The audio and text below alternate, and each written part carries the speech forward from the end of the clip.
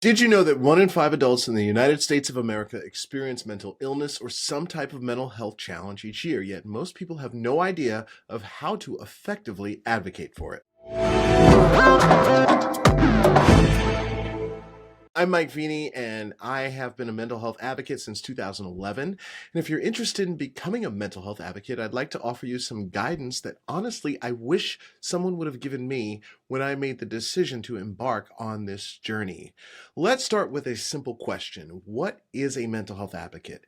It's important to know it's a word that gets thrown around a lot, but it means some different things to different people, depending on who you talk to. At its core, being a mental health advocate means standing up for mental wellness in yourself, others, or society at large. And how you show up as an advocate is entirely up to you. For me, it started with surviving a lifetime of mental health problems. I have major depressive disorder, anxiety, and obsessive compulsive disorder, and I've been hospitalized for this multiple times, both as a child and adult. I'm also a suicide survivors. So when I say I know what suffering feels like, I mean it. That's why this one quote by Haruki Murakami always stuck with me. Pain is inevitable and suffering is optional. And it touches my spirit because I've learned to heal my own suffering through being a mental health advocate. And please know, I still deal with the pain of mental health challenges on a daily basis, but I don't suffer like I once did, and I'm so grateful. My advocacy takes many forms. For me, it looks like this. I deliver keynote presentations and workshops at events around the world. I write books and articles in easy to understand language. I create online courses designed to help people discover tools they can use immediately. My goal is to educate, inspire, and empower. So how can you become a mental health advocate? First, it's critical that you're honest with yourself about your why. Are you doing it because you care about someone you love? Because you want to heal your own pain, or because you want to be a stylish influencer on Instagram raising awareness? All of those reasons are valid as long as you're honest with yourself. Let's break down the 10 different types of advocacy so you can find what works for you. Number 1, self-advocacy.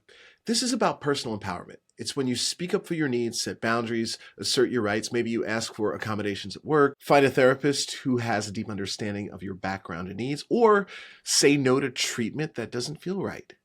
All types of advocacy begin with self-advocacy. That's very important to know. Number 2 is what we call peer advocacy. This involves supporting others who have mental health challenges or mental illness.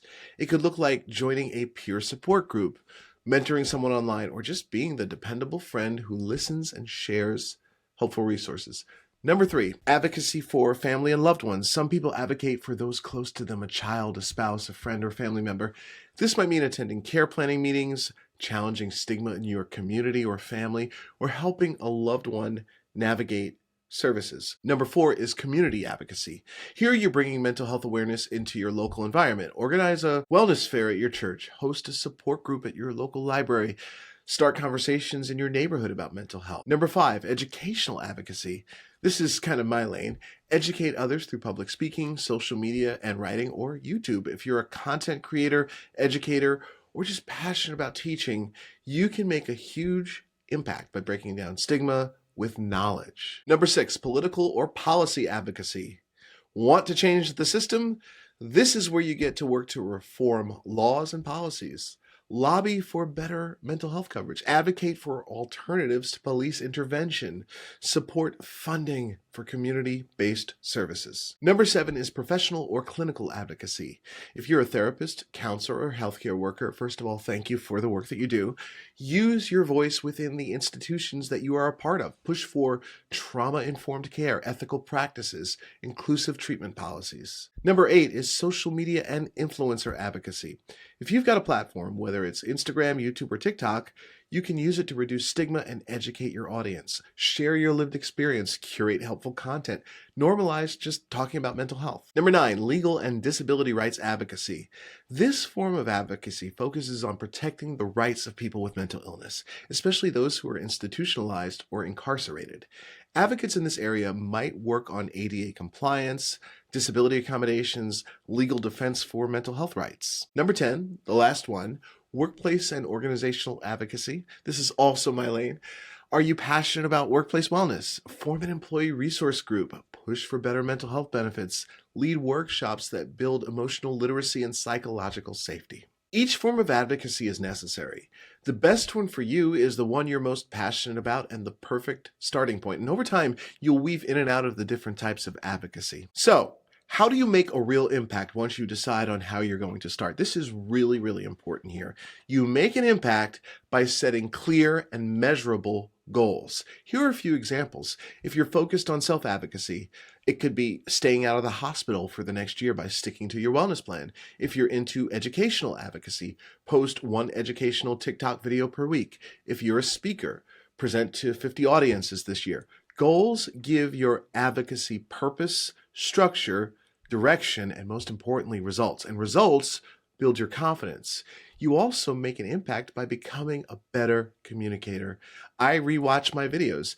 Take this video, for example. I'm going to rewatch it and take notes and read your comments. So please leave one because your feedback helps me become a better advocate. I go to Toastmasters to sharpen my public speaking, and I'm going to put a link to Toastmasters in the description so you can learn more about it. It's an organization that's been around for a very long time that teaches people communication skills and speaking skills at a very low cost. And if you think about it, regardless of what type of advocate you become, communication is how advocacy spreads. It's how you become effective at it. Here's a quick win for you right now. Post something on social media today that raises awareness about mental health. It could be your story, a quote, a resource, a link to this video right here. Just start. One post might change someone's life. So if you liked this video, please click that like button, subscribe, hit the little bell so you don't miss what's next, and share this with someone who wants to make a difference. Leave a comment, please do. I actually read them and I promise to respond. And if you want to get a free dose of exclusive emotional wellness insights, useful ideas, and whimsical reflections from me delivered to your inbox every month, sign up for my newsletter at www.mikevini.com. I'll also put a link in the description. Remember, being a mental health advocate doesn't mean you have to fix the world, but it does mean you can be a light in the dark for yourself and for others. And whether your light comes from speaking, creating, communicating about a loved one's needs, showing up, or listening, you matter. Thank you for watching.